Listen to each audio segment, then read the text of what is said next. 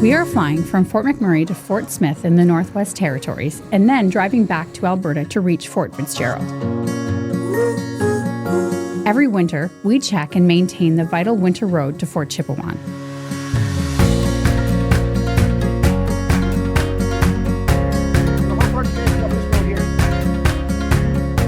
On the airplane today is Dennis Fraser, our Director of Indigenous Rural Relations, and Michelle Brewer, our Manager of Rural Operations. These are a few folks who are very familiar with the importance of the winter roads and what it means to the community.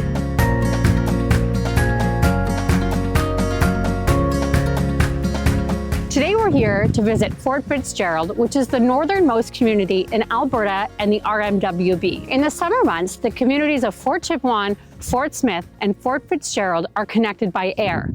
In the winter months, these communities rely on a winter road. And that's why we're here today.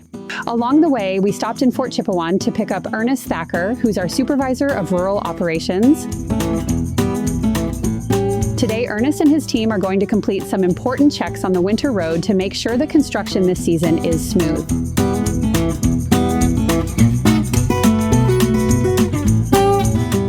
We're also going to hear from Ernest, Dennis, and some other community members along the way about what makes Fort Smith and Fort Fitzgerald truly unique.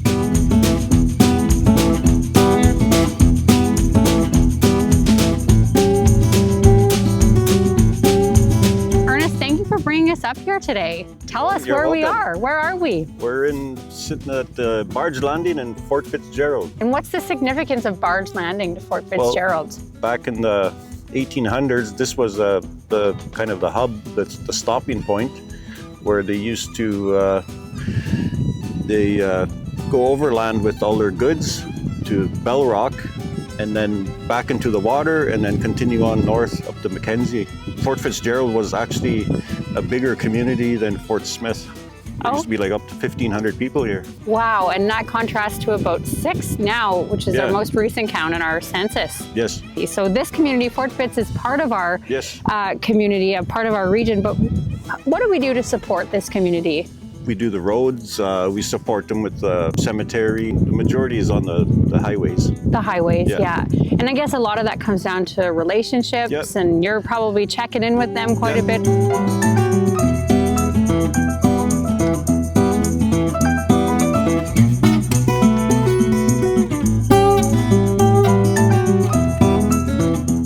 I've been here for 20 years, and Beverly's been here for 30 years. What's your life story been? Like where have you worked along the way? In Smith?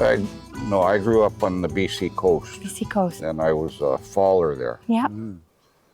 I did that for quite a few years, and then I got into heavy construction. I worked in big industrial projects, pulp mills and things like that. Yeah, nice.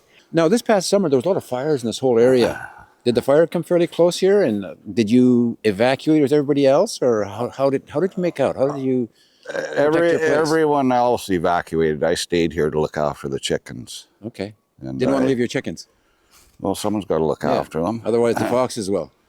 And I cleared a whole bunch of spruce all around here.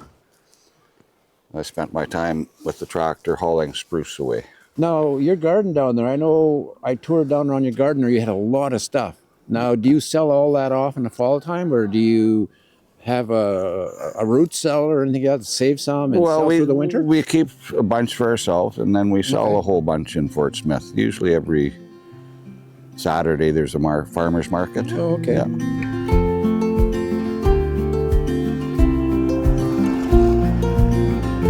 Rooted in the heritage of Smith's Landing First Nation, this community carries a deep connection to the land and its people.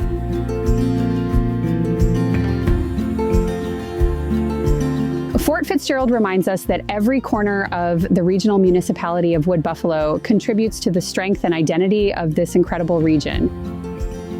It isn't just a place, but a part of who we are.